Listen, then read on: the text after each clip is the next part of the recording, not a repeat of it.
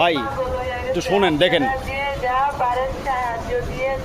আপনারা আমার এই ভিডিওটা খুব মনোযোগ সহকারে দেখবেন। দুইটা বাচ্চা ভাই খুব মনোযোগ সহকারে ভিডিওটা দেখবেন এবং মাথার ব্রেন একটু ক্লিয়ার করে, মাথার ব্রেন একটু পরিষ্কার করে আপনারা একটু ভাববেন, একটু চিন্তা করবেন ভাই। একদম মাথার ব্রেন পরিষ্কার করে নিজের বিবেককে প্রশ্ন করবেন।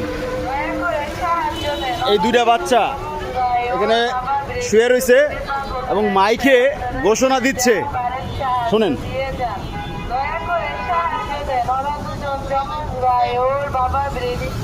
আচ্ছা, আমি আপার সাথে একটু কথা বলবো, আপনি মাইকটা একটু বন্ধ করবেন, এক মিনিট কথা বলবো, মাইকটা একটু বন্ধ করেন। আচ্ছা, আপনারা এইমাত্র একটু আগে শুনলেন যেখানে মাইকে ঘোষণা দিচ্ছে ওর বাবা ব্রেন স্ট্রোক করে পাগল হয়ে গেছে, তাই না কাকা? ওর বাবা ব্রেন স্ট্রোক করে পাগল হয়ে গেছে। ওর বাবা উনি, আপনি কি হন? জোরে বলেন। মা হয়। আচ্ছা, মা, উনি হচ্ছে মা। এই দুইটা বাচ্চা এই বিসিক এরিয়াতে আমি কিছুদিন যাবৎ আমি এই বিসিক এরিয়াতে আসি, বিসিক এরিয়াতে আমি কিছুদিন যাবৎ আসি। এই দুইটা বাচ্চা দেখি এখানে, এই যে এখানে একটা গাড়ি বানাইছে, আলহামদুলিল্লাহ ভালো।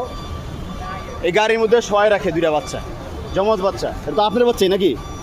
আচ্ছা ভাই, একদম নিজের মনের বিবেক দিয়ে প্রশ্ন করবেন আপনি। এই দুইটা বাচ্চার যে এখানে প্রতিদিন শোয়াই রাখে, বাংলাদেশে কোনো আশ্রয় কেন্দ্র নাই? বাংলাদেশে কোনো আশ্রয় কেন্দ্র আছে? আছে? সত্যি করে বলবেন, বাংলাদেশে কোনো আশ্রয় কেন্দ্র আছে তো? এই দুইটা বাচ্চা সারাটা দিন এই গাড়িটার মধ্যে থাকে। উনি তো ইয়ং মানুষ, উনি ইয়ং মানুষ না?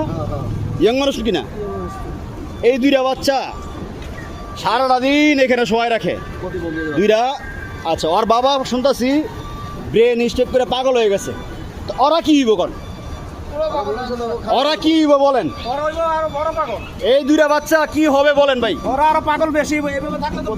বাংলাদেশের ছোট ছোট বাচ্চা গো, বাচ্চাদের মানে লালন পালনের জায়গার অভাব নাই, কিন্তু অথচ উনি সারাটা দিন এই বাচ্চাটিরে গাড়ির মধ্যে রাখে।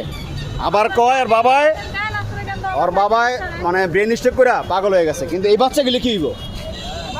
এই বাচ্চাগুলো কি পাগল হইব না? আপনি গার্মেন্টসে কাম করলে মাসে 30,000 টাকা কামাইতে পারবেন। এই বাচ্চাগুলো প্রতিবন্ধী বানাইতেছেন আপনি, এই প্রতিবন্ধী বানানোর দায় আপনার নিতে হইব না? এর বাচ্চাই 16 ঘন্টা এখানে থাকে, 16টা ঘন্টা এখানে থাকে, কাজ করতে পারে না। উনি ইয়ং মানুষ, কাজ করতে পারে না। এই বিসিক এরিয়াতে ভাই একটা ব্যবসা শুরু করছে। ওই জায়গার মধ্যে আমি আপনাদের দেখাই, আপনি দাঁড়ান এক মিনিট, আমি আরেকটা জিনিস দেখাই। এই যে দেখেন, এই যে আরেকজন এখানে নিয়ে বসে রয়েছে। এই যে ওনার মতো মানুষ কি গার্মেন্টসে কাম করতে পারে না? অন্য কোথাও কাজ করতে পারে না? এই বাচ্চাটারে সারাটা দিন এই জায়গার মধ্যে মাটির মধ্যে শোয়া রাখে। বাংলাদেশে কি কোনো আশ্রয়কেন্দ্র নাই? বাংলাদেশ সরকার কি আশ্রয়কেন্দ্রের ব্যবস্থা করতে পারে নাই? উনি কেন শোয়া রাখবো? গার্মেন্টসে কাম করুন জানা? হ্যাঁ হ্যাঁ,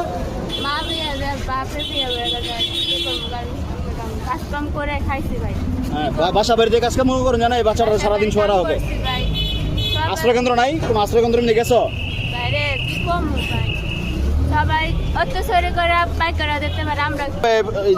মাটির মধ্যে শোয়া রাখছো নাকি?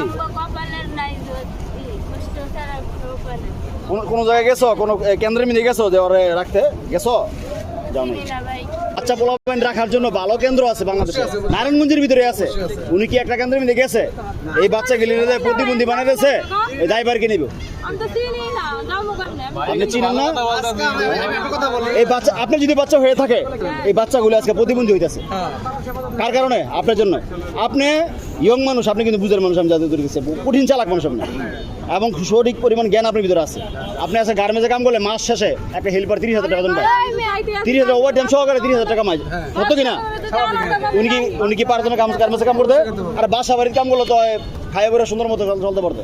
কারণ যাই হোক, কিন্তু আপনি এই পোলাবাইন গিলে প্রতিবন্ধী বানায়েন না।